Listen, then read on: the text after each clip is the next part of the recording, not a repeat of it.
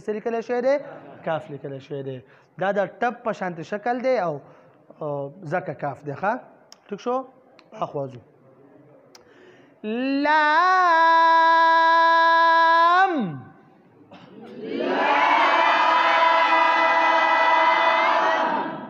د ماشوم دا حرف اکثر برابر وي ښه ټیک وي بیا هم څه غلطي پکې راتلی شي الف غټی لام بیا دا غلطي تاسو به وباسئ ټیک شو جي د چاوړي په شانتې شکل لږ خیال وکړئ ټیک شو جي میم ما ته متوجه شي داسې نو لمده حصه نه وچه حصه نه خو ما ته متوجه شي میم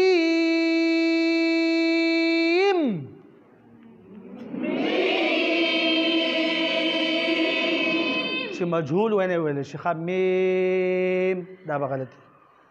پوز ته اواز لاړ شي میم دا چې اوس وایم دا تاسو په پوزه لږ ونیسئ ما ته ګورئ میم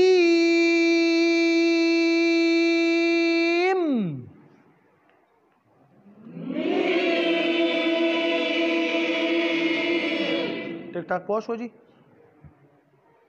نون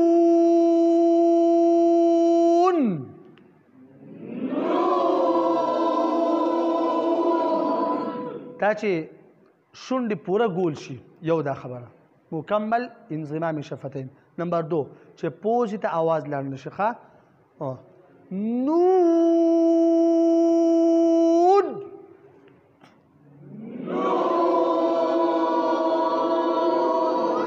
په آخر کې دا نون بیا صفا ویل پکار دي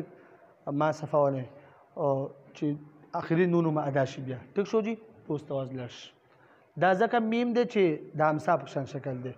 دا ځکه نون دی چې د دوات په شان شکل دی او منځ کې ورته دی ټیک شو جي واو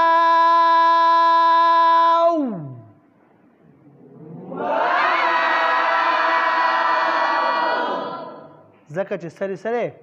ګول دی دا مو ویلی شي بعضې داسې خلک چې عمر یې تیر شي په مخ د ځمکه د رب العالمین میلمانه وي لږ وخت پاتې وي او د ملا د ارزانانو راټیټه شي دغه شان